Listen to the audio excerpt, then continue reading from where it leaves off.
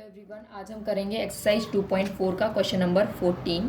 तो जो question number 14 है वो क्या कहता है, मतलब जो उसका फर्स्ट पार्ट है, हमें यहाँ पे क्या करना है, एक्चुअली कैलकुलेट नहीं करना है क्यूब्स को। क्या करना है हमको, सिंपली हमको यहाँ पे आइडेंटिटी का यूज़ करना है। तो जो क्वेश्चन नंबर 13 में रिजल्ट था ना, उसका यूज़ करेंगे। क्या था वहाँ पे, x plus y plus z, वहाँ पे 0 था। तो आइडेंटिटी क्या हो रही थी, x cube plus y cube plus z cube is equal to क्या हो रहा था, 3x वाई जेड हो रहा था। तो यहाँ पे आप चेक करिए कि जो x plus y plus z 0 आ रहा है कि नहीं आ रहा। तो यहाँ x क्या है, -12 है, y 7 है एंड z क्या है, 5 है।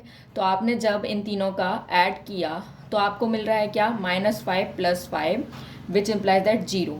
तो यहाँ पे इसका आंसर क्या आता है, 0 आता है। इसका मतलब क्या है, हम लिख सकते हैं क्या, -12 का cube plus 7 cube plus 5 cube is equal to 3 into -12 into 7 and into 5।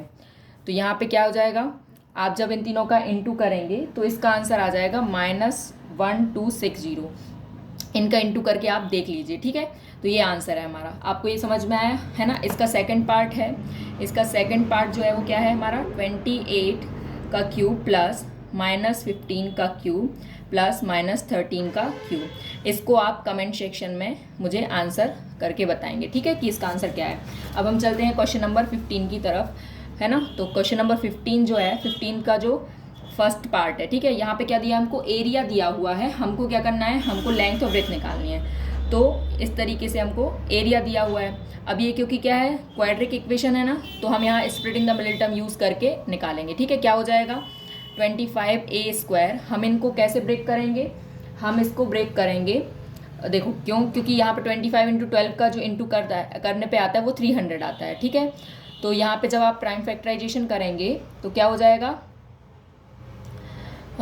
3, okay, है ना। तो यहाँ पे जो प्राइम फैक्टराइजेशन करने पे आया ये आया, ठीक है। तो इंटू करने पे 300 एंड प्लस माइनस करने पे 35 आना चाहिए। तो हम यहाँ पे क्या करेंगे, 20 और 20a माइनस 15a में तोड़ सकते हैं, क्योंकि इन दोनों का इंटू करेंगे ना तो हमारा 300 आएगा और इन दोनों को प्लस माइनस करेंगे तो 35 आएगा। अब इन दोनों में से कॉमन ले लीजिए, क्या आएगा, 5a कॉमन आएगा, 5a बचेगा -4 माइनस यहाँ से क्या कॉमन आ जाएगा, 3, तो क्या बचेगा 5a -4। तो यहाँ पे क्या आ गया, ये दोनों हमारे जो वैल्यूज आई हैं वो लेंथ और ब्रेथ आ गई, ठीक है। इसका जो सेकंड पार्ट है ये आप करेंगे और मुझे कमेंट सेक्शन में कमेंट करेंगे, ठीक है, सेकंड वाले पार्ट का आंसर, ठीक है। मैं क्वेश्चन लिख देती हूँ, 35y² प्लस 13y -12। यदि आपको ये नहीं आ रहा है तो मुझे आप कमेंट सेक्शन में बताएंगे, मैं इसको सॉल्व करके बता दूंगी, ठीक है। अब यहाँ पे क्वेश्चन नंबर 13 जो 16 है वो क्या है, 16 में हमको वॉल्यूम दिया है और हमको क्या निकालना है, 16 में हमको वॉल्यूम दिया है, हमको उनके डायमेंशंस निकालने हैं। तो क्या है वॉल्यूम फर्स्ट वाले का, 3x² -12x, ठीक है। तो यहाँ से आप कॉमन ले सकते हैं, 3x कॉमन आ रहा है, क्या बच रहा है, x -4, ओके।